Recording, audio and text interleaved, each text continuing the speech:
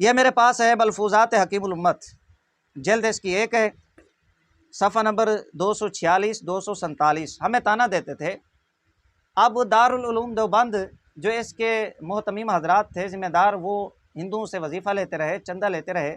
ظاہر بات ہے جو ان کے فضلاء ہوں گے، فارغ ہونے والے حضرات ہوں گے، وہ بھی ابن الوقت اور ہندو نواز ہوں گے۔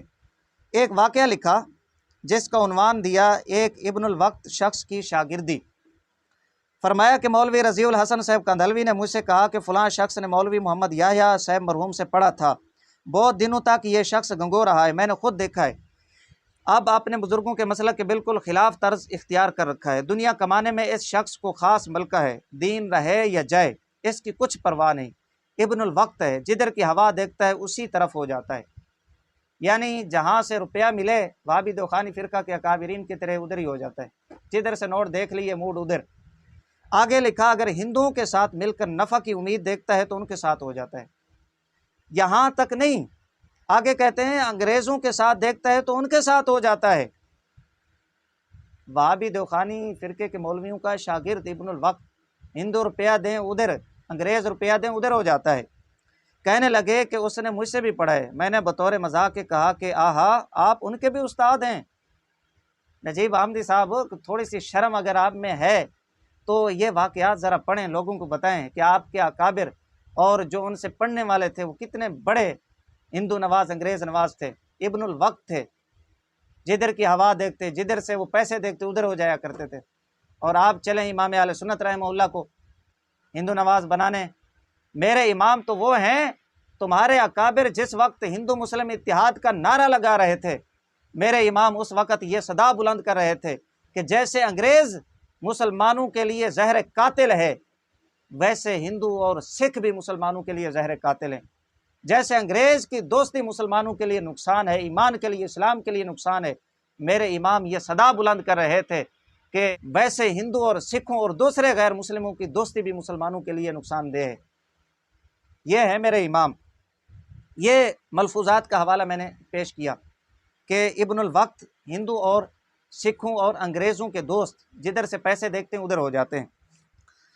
اسی طرح یہی ملفوظات ہیں، ایک جگہ تھانوی صاحب لکھتے ہیں کہ ایک معزز ہندو کا خط آیا، الفاظ پہ ذرا غور کرنا ہے، ایک معزز ہندو کا خط آیا۔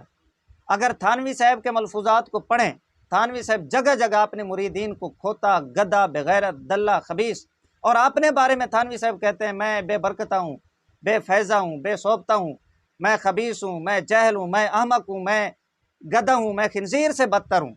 یہ اپنے بارے میں تھانوی صاحب بار بار ملفوظات کے اندر کہتے ہیں، لیکن جب ہندو کی بات کی تو بڑے محتاط انداز میں زبان سنبھال کے بات کی، کہیں جو تھانوی صاحب کا آقا تھا ہندو وہ ناراض نہ ہو جائے۔ کہتے ہیں کہ ایک معزز ہندو کا خط ہے، اور اپنے معتقدین مریدوں کو کہتے ہیں کہ سارے احمق، نجیب احمدی سے لے کر بڑے بڑے جو اس کے اکابر تھے تھانوی کے مرید، مفتی حسن ہو گیا اور مفتی شفیع ہو گیا، دیگر ہو گئے جو تھانوی کے مرید تھے، انہیں کہتے ہیں کہ سارے احمق چھانٹ چھانٹ کر میرے کھاتے میں آ گئے۔ حیرانگی کی بات ہے، جب ہندو کی بات کی کہتے ہیں ایک معزز ہندو کا خط ہے۔ یہاں سے آپ اندازہ لگا سکتے ہیں کہ کتنے محتاط ہیں ہندو اور انگریزوں کے بارے میں۔ کیا اب بھی کوئی شک رہ جاتا ہے کہ ہندو نواز نہیں ہے؟ یہ میرے پاس کتاب ہے ارواح ثلاثہ یعنی حکایات اولیاء، دارالاشاعت اردو بازار سے شائع ہوئی ہے، تھانوی صاحب، صفحہ نمبر 270، حکایت نمبر ہے 412۔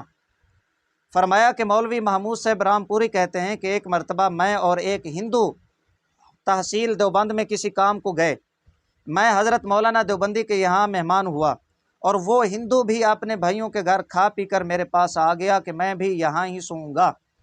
پہلی بات یہ ہے کہ ایک ہندو ساتھ تھا، امام اہل سنت رحمہ اللہ کے ساتھ تو مسلمان ہی تھا، جس پہ یہ اعتراض کر رہے تھے سنی علماء، ظاہر بات ہے ہم سفر دوست جو ہیں مسلمان ہوتے ہیں، یہ کس کو ہندو کو ساتھ لے گیا سفر پہ۔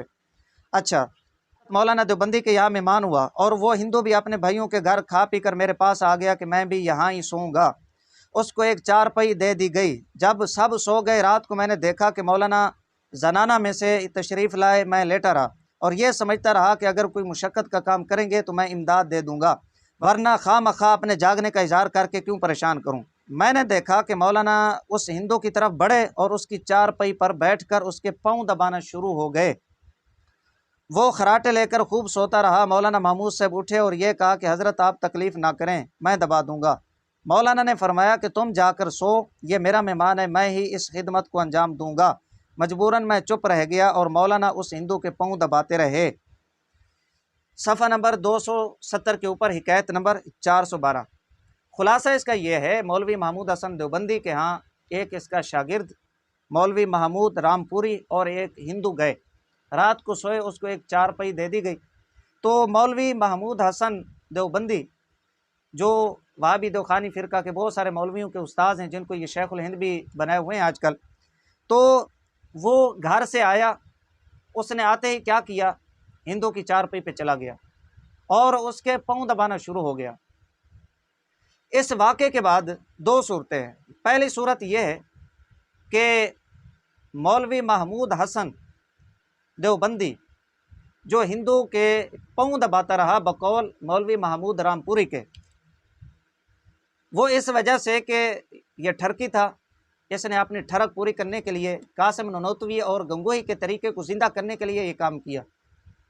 ممکن ہے کوئی اور کام ہی کیا ہو، ظاہر بات ہے محمود رام پوری وہ اس کا شاگرد تھا اور اس نے یہ بات چھپا لی ہو اور پاؤں دبانا نقل کر دیا ہو۔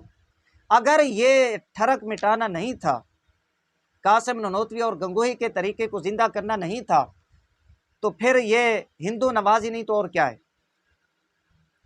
ایک وہابی دیوخانی مولوی محمود رام پوری کو چھوڑ کر ہندو کے پاؤں دبانا یہ کس لیے تھا؟